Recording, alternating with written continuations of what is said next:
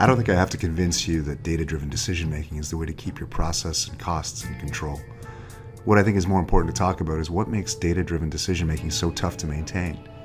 We've all seen the standard management loop: sample, analyze, interpret, act, and then repeat over and over.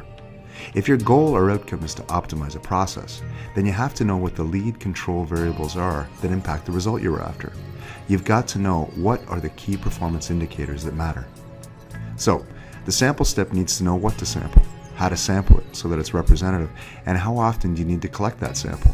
For example, if you're not sampling often enough, you can completely miss how this KPI impacts the results you were chasing.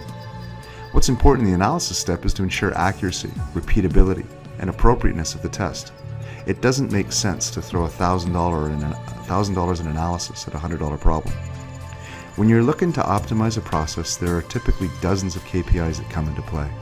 Effective interpretation, therefore, requires tools to be able to assess the multivariables as well as the expertise to know how the various KPIs interact with one another.